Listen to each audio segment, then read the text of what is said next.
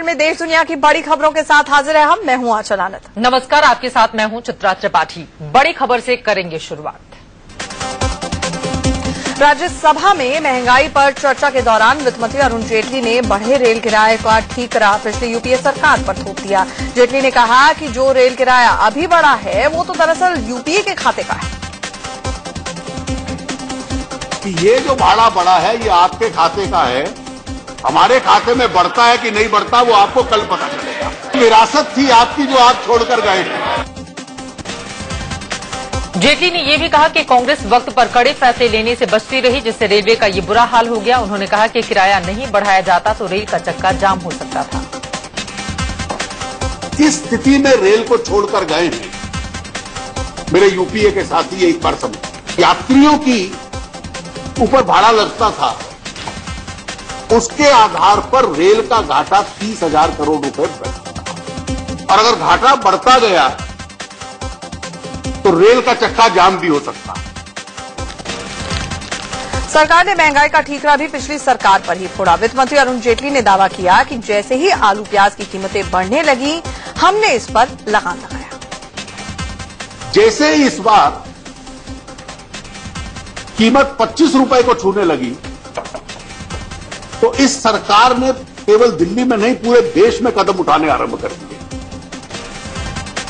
जेटली ने राज्यसभा में भरोसा दिलाया कि सरकार महंगाई कम करने के लिए प्रतिबद्ध है। उन्होंने कहा कि आलू प्याज से लेकर खाद्यान्नों के स्टॉक की कमी नहीं है और इनके दाम बढ़ने नहीं दिए जाएंगे। और सरकार इस बात के लिए वचनबद्ध है कि इसको नियंत्रित निश्चित रूप से रखेगी, क्योंकि इस विषय को हम लोग गंभीर मानते हैं, संवेदनशील मानते हैं, और इसलिए इन वस्तुओं की कीमतें न बढ़े क्योंकि इसकी उपलब्धि बहुत है। जेटली के जवाब पर पलटवार करते हुए विपक्ष के नेता गुलाम नबी आजाद ने कहा कि जब कांग्रेस महंगाई के लिए यही दलील देती थी तो बीजेपी निशाना बनाती थी। अगर बीजेपी को यही जवाब देना था तो सरकार बदलने की क्या जरूरत थी। यही अगर सरकार ने जवाब देना था तो सरकार बदलने की जरूरत ही क्यों? अभी तो सरकार चल रही। महंगाई पर वित्त मंत्री अरुण जेटली के जवाब से असंतुष्ट होकर कांग्रेस ने राज्यसभा से वॉकआउट किया। वॉकआउट करने से पहले नेता विपक्ष गुलाम नबी आजाद ने कहा कि जब से बीजेपी सत्ता में आई है तब से देश के बुरे दिन शुरू हो गए हैं। भारतीय जनता पार्टी के लिए अच्छे दिन आ गए, लेकिन इस देश की गरीब जनता के लिए उसी दिन से बुरे दिन आ गए जिस दिन बुरे दिन शुरू हो गए हैं। भारतीय जनता पार्टी के लिए अच्छे दिन आ गए, लेकिन इस देश की गरीब जनता के लिए उसी दिन से बुरे दिन आ गए जिस दिन से भारतीय जनता पार्टी आ गई। महंगाई पर चर्चा के दौरान राज्यसभा में बीएसपी सुप्रीमो मायावती ने अच्छे दिन पर चुटकी ली। उन्होंने कहा कि जो मोदी चुनाव से पहले अच्छे दिन का वादा करते थे वो सरकार में आते ही महंगे दिन ले आए। सरकार से यही कहना है कि आपने जो देश की जनता को ये कहा था चुनाव के दौरान कि बीजेपी पावर में आएगी अच्छे दिन आएंगे, और इस पार्टी के पावर में आते ही अच्छे दिन नहीं, अभी महंगे दिन आ गए। राज्यसभा में जेडीयू अध्यक्ष शरद यादव ने कहा कि महंगाई के लिए जो बिचौलिए जिम्मेदार हैं उन पर कार्रवाई की जानी चाहिए। उन्होंने कहा कि किसानों को महंगाई के लिए जिम्मेदार ठहराने की गलती नहीं करनी चाहिए। सीपीएम सांसद सीताराम येचुरी ने राज्यसभा में कहा कि मोदी सरकार महंगाई पर पिछली सरकार के साथ रेस कर रही है। उन्होंने कहा कि पिछली सरकार में जैसी महंगाई थी वैसी महंगाई तो अब भी। वहीं बजट सत्र के पहले ही दिन महंगाई को लेकर लोकसभा में जमकर बवाल हुआ। महंगाई पर चर्चा को लेकर विपक्ष ने जोरदार हंगामा किया और संसद की कार्यवाही चलने नहीं दी, जिसके बाद स्पीकर ने कल तक के लिए लोकसभा को स्थगित कर दिया। लोकसभा में कांग्रेस के साथ साथ TMC, NCP, Samajwadi party, RJD, left के सांसदों ने भी महंगाई को लेकर हंगामा किया। कांग्रेस उपाध्यक्ष राहुल गांधी भी सीट से खड़े होकर विरोध करते दिखे। लोकसभा में काम रोको प्रस्ताव के खारिज होने पर कांग्रेस ने खूब हंगामा किया। सदन में कांग्रेस नेता मल्लिकार्जुन खड़गे ने काम रोको प्रस्ताव लाया था, जिसे स्पीकर ने खारिज कर दिया, जिसके बाद हंगामा बरप गया। कल लोकसभा में रेल बजट पेश किया जाएगा। रेल मंत्री सदानंद गौड़ा ने रेल बजट को लेकर तैयारियां पूरी कर ली हैं। उम्मीद की जा रही है कि रेल मंत्री सेमी बुलेट ट्रेन समेत कुछ नई ट्रेनों का ऐलान कर सकते हैं। रेल मंत्री सदानंद गौड़ा ने दिल्ली में भारतीय रेल के लिए सोशल मीडिया से जुड़े प्लेटफॉर्म को लॉन्च किया। उन्होंने कहा कि रेल यात्री अब फेसबुक और ट्विटर के जरिए भी रेलवे से जुड़ सकते हैं। सरकारी सूत्रों के हवाले से खबर आ रही है कि कांग्रेस ने अभी तक नेता प्रतिपक्ष पद के लिए स्पीकर से लिखित मांग नहीं की है। सूत्रों से खबर आ रही है कि स्पीकर के साथ बैठक के दौरान भी कांग्रेस नेताओं ने प्रतिपक्ष के नेता पद की डिमांड नहीं की।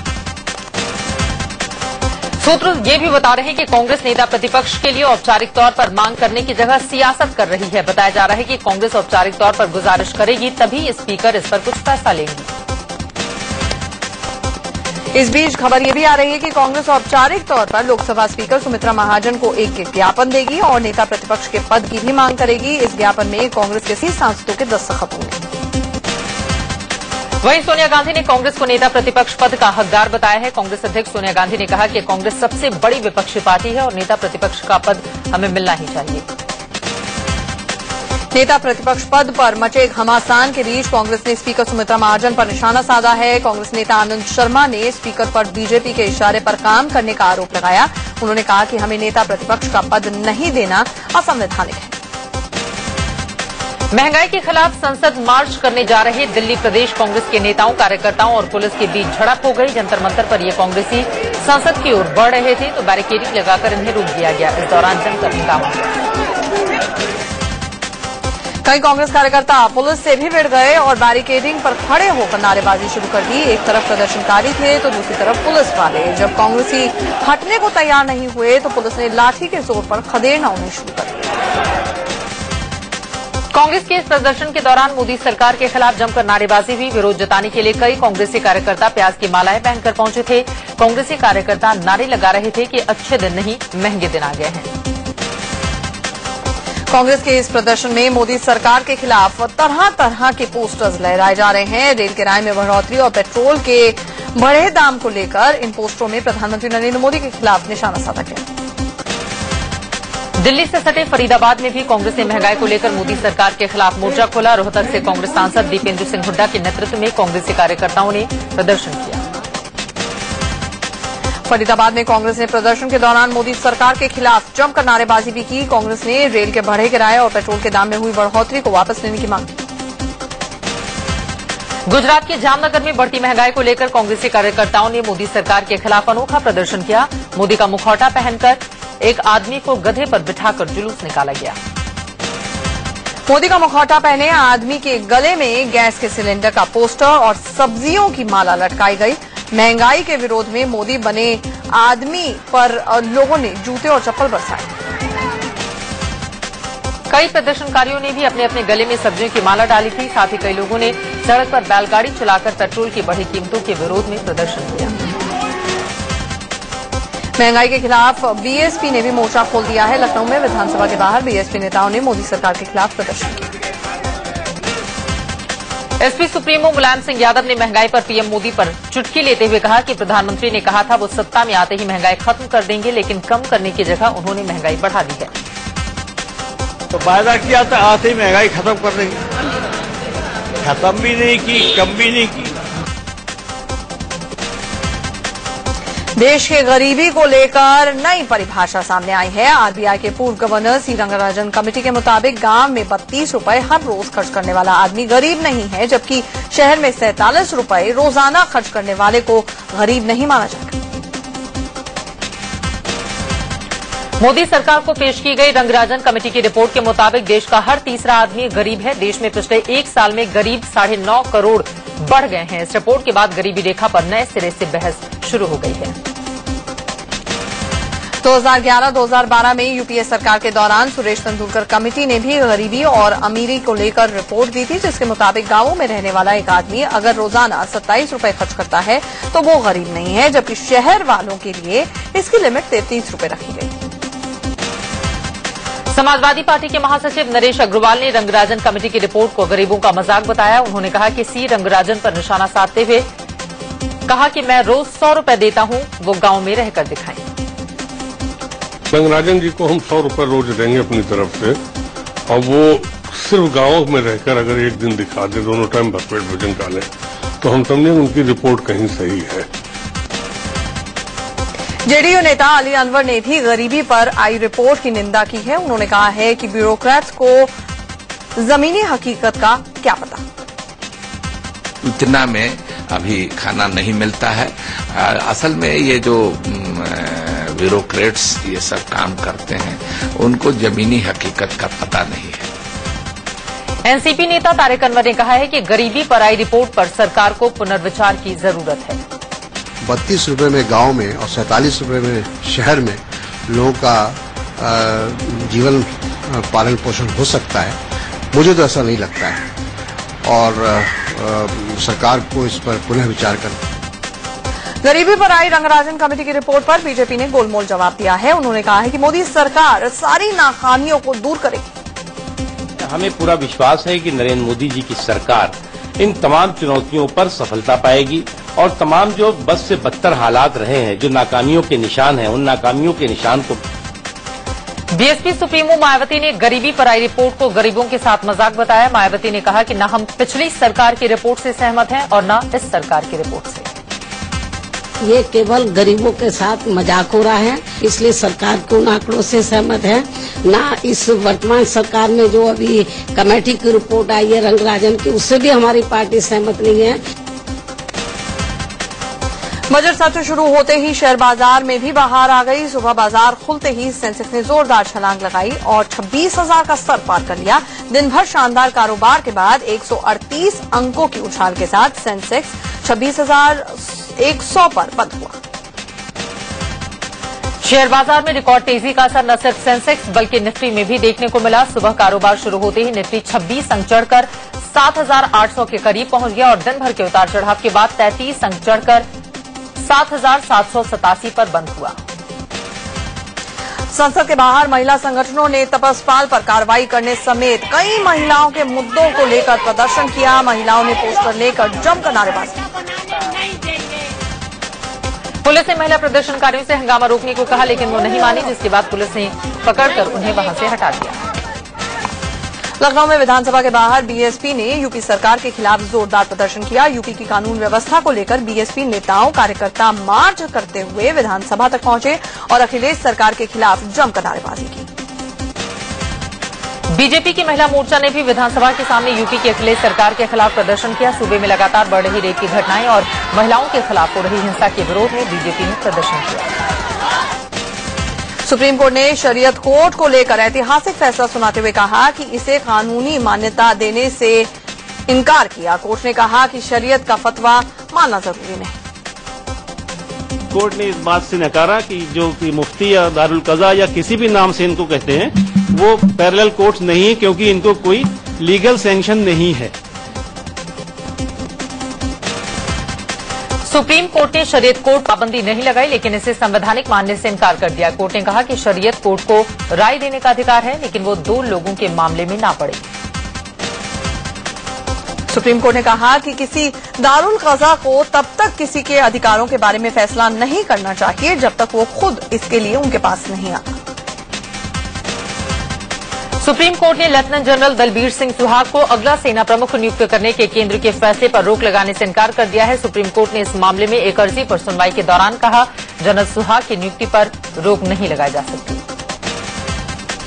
जनरल सुहाग की नियुक्ति को लेफ्टिनेंट जनरल रवि दस्ताने ने याचिका दाखिल कर चुनौती दी थी, लेकिन सुप्रीम कोर्ट ने जनरल सुहाग की नियुक्ति पर रोक लगाने से इनकार कर दिया।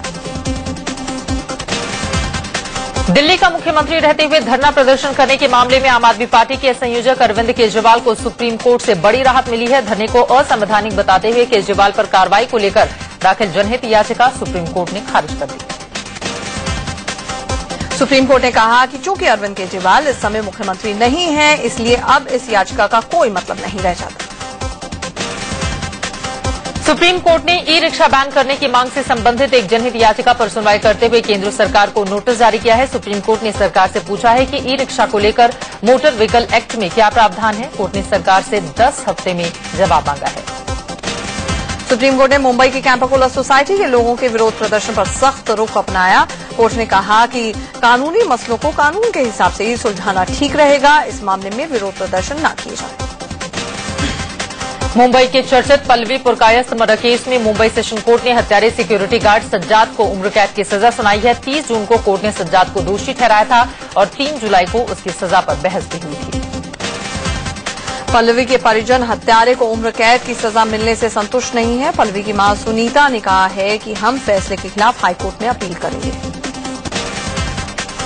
साल 2012 में 25 साल की पल्लवी पुरकायस्थ की उसके ही फ्लैट में घुसकर हत्या कर दी गई थी। वडाला के जिस हिमालयन अपार्टमेंट में पल्लवी रहती थी, उसे बिल्डिंग के सिक्योरिटी गार्ड सज्जाद को कोर्ट ने दोषी ठहराते हुए उम्र कैद की सजा सुनाई है। कर्नाटक के पूर्व मुख्यमंत्री एचडी कुमारस्वामी की विवादित ऑडियो सीडी सामने आई है। इस सीडी में कुमारस्वामी अपनी पार्टी जेडीएस से एमएलसी चुने के लिए 20 करोड़ रुपए रिश्वत की मांग करते हुए सुने गए। बीजापुर के एक स्थानीय नेता और उनके समर्थकों ने एमएलसी की सीट के लिए कुमारस्वामी से संपर्क साधा था। विजयगौड़ा पाटिल नाम के उसी नेता से बातचीत के दौरान कुमारस्वामी ने 20 करोड़ की डिमांड की। कुमारस्वामी ने बातचीत की प्रामाणिकता को खारिज नहीं किया है, लेकिन कहा है कि उन्होंने सिर्फ इस बारे में बात की कि आज की राजनीति किस दिशा में जा रही है। एसडी कुमारस्वामी की विवादित ऑडियो सीडी के सामने आने के बाद कर्नाटक की सियासत गर्मा गई है। यूथ कांग्रेस ने कुमारस्वामी के खिलाफ प्रदर्शन किया और उनके खिलाफ जमकर नारेबाजी की। व्यापम घोटाले की जांच के लिए एसआईटी का गठन और मामले की खुले में सुनवाई की मांग करने वाली कांग्रेस महासचिव दिग्विजय सिंह की याचिका जबलपुर हाईकोर्ट ने खारिज कर दी। दिग्विजय सिंह ने ट्वीट कर कहा है कि उनकी लेटर पिटीशन नामंजूर हुई है, बल्कि कोर्ट ने नई याचिका दायर करने को कह दिया है। दिग्विजय ने आगे लिखा कि अब हमारे पास दो विकल्प हैं। पहला, या तो हम नई याचिका दाखिल करें या लेटर पिटीशन के मामले में सर्वोच्च न्यायालय में अपील करें। वकीलों से चर्चा करने के बाद ही तय होगा कि आगे करना क्या है। कांग्रेस महासचिव दिग्विजय सिंह किसानों की समस्या को लेकर भूख हड़ताल पर बैठने से पहले राघवगढ़ में भगवान के दर्शन करने पहुंचे। वहीं एसपी सुप्रीमो मुलायम सिंह यादव ने मुरादाबाद में हुए बवाल पर कहा कि मीडिया को सिर्फ यूपी में ही सब बुराई दिखती है। मुलायम बोले, लोग आपस में झगड़ा करते हैं, इसमें समस्या क्या है? अब वहां पूरी तरह से शांति है। गंगा नदी की सफाई को लेकर दिल्ली में सरकार की एक अहम मीटिंग चल रही है। गंगा मंथन नाम से आयोजित इस बैठक में जल संसाधन मंत्री उमा भारती, केंद्रीय मंत्री नितिन गडकरी समेत कई वरिष्ठ लोग शामिल। कैग ने शीला दीक्षित की सरकार को लेकर एक बड़ा खुलासा किया है। सीएजी के मुताबिक शीला सरकार ने दिल्ली में 895 अनाधिकृत कॉलोनियों को रेगुलराइज करने के नाम पर करीब 3000 करोड़ रुपए पानी में बहा दिए। इन कॉलोनियों में मूलभूत सुविधाएं आज भी नदारद है। प्रधानमंत्री नरेंद्र मोदी की पत्नी जसोदाबेन ने गुजरात के मशहूर अंबाजी मंदिर में पूजा अर्चना की। सूरत सेशन कोर्ट में रेप केस के आरोपी नारायण साईं को पेशी के लिए लाया गया। उसकी जमानत याचिका पर सुनवाई 2 दिन के लिए टल गई है। नारायण साईं ने मीडिया से कहा कि उसके अच्छे दिन ईश्वर जाने कब आएंगे। इलाहाबाद में पुलिस ने फरार चल रहे आईईआरटी के पूर्व निदेशक प्रवीण सिंह को गिरफ्तार कर लिया। उन पर करीब 16 करोड़ के गबन का आरोप है। उन्होंने कॉलेज में मनमानी फीस भी वसूली थी। महाराष्ट्र सरकार की कई मांगे मानने के बाद हड़ताली डॉक्टरों ने अपनी हड़ताल वापस ले ली है। महाराष्ट्र सरकार की कई मांगे मानने के बाद हड़ताली डॉक्टरों ने अपनी हड़ताल वापस ले ली है। महाराष्ट्र के करीब 12,000 सरकारी डॉक्टर 1 जुलाई से मुंबई के आजाद मैदान में हड़ताल पर बैठे थे। महाराष्ट्र के मुख्यमंत्री पृथ्वीराज चव्हाण ने मुंबई के आजाद मैदान में अपने हाथों से हड़ताली डॉक्टरों को जूस पिलाकर उनका अनशन खत्म किया। भारी सुरक्षा के बीच अंडरवर्ल्ड डॉन दाऊद इब्राहिम की बहन हसीना पारकर को मुंबई में सुपुर्द खाक कर दिया गया। हसीना को मरीन लाइन्स कब्रिस्तान में रविवार की देर रात 3 बजे दफनाया गया। उसके जनाजे में कई लोग शामिल हुए।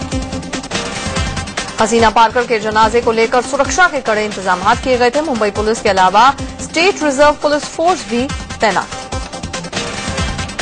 उत्तरकाशी में गंगोत्री मार्ग पर एक कार भागीरथी नदी में गिर गई, जिससे 2 लोग पानी में बह गए जबकि 4 लोग घायल हो गए। बताया जा रहा है कि एक बाइक को साइड देने के चक्कर में यह हादसा हुआ। कार में 6 लोग सवार थे, जिनमें से 4 एक ही परिवार के थे जबकि 2 कांवड़िए थे। राजस्थान के जैसलमेर में बोलेरो गाड़ी बेकाबू होकर पेड़ से टकरा गई। हादसे में 6 लोगों की मौत हो गई जबकि 6 लोग गंभीर रूप से जख्मी हो गए। दिल्ली के सराय काले खां इलाके में हुए हादसे में 2 युवकों की मौत हो गई। दिल्ली के जामिया नगर इलाके में एक बच्चे की लाश संदूक के अंदर मिलने से सनसनी फैल गई। पुलिस मामले की जांच कर रही है। अरहम के पिता ने मामले में गुमशुदगी की रिपोर्ट दर्ज कराई थी। उनके पास 10 लाख की फिरौती के लिए फोन तक आया। घर वालों ने सामने के सैलून पर काम करने वाले रियाज नाम के शख्स पर अब शक जताया है। बिहार के वित्त मंत्री विजेंद्र यादव की नाती का अपहरण हो गया है। बताया जा रहा है कि 7वीं में पढ़ने वाली मंत्री जी की नाती को कुछ लोग सुपौल के पिपरा इलाके से उठा ले गए थे। दिल्ली के भजनपुरा इलाके में बेखौफ बदमाशों ने एक सराफा व्यापारी से सोना और कैश समेत 60 लाख का माल लूट लिया। राजस्थान के अजमेर में चोरों ने पूर्व लोकसभा सांसद प्रभा ठाकुर के भाई के घर से 40 लाख रुपए के सामान पर हाथ साफ किया। इलाहाबाद के नैनी रेलवे स्टेशन पर आरपीएफ ने ट्रेन से 7 नाबालिग लड़कियों को 2 लड़कों के साथ पकड़ा। एसपी सुप्रीमो मुलायम सिंह यादव के खिलाफ उनके ही गढ़ मैनपुरी में लोगों ने जोरदार प्रदर्शन किया। बिहार के आरा में कृषि विभाग में पोस्टिंग को लेकर गड़बड़ी का मामला सामने आया है। भारतीय टीम के कप्तान महेंद्र सिंह धोनी के 33वें जन्मदिन पर उनके होम टाउन रांची में एक सैलून में लोगों ने केक काटकर जश्न मनाया। सैलून ने इस मौके पर ग्राहकों को 33% छूट देने का ऑफर दिया था। वहीं रांची में धोनी फैंस क्लब ने आंगनबाड़ी के छोटे छोटे बच्चों के साथ क्रिकेट के पिच की तरह दिखने वाला केक काटा।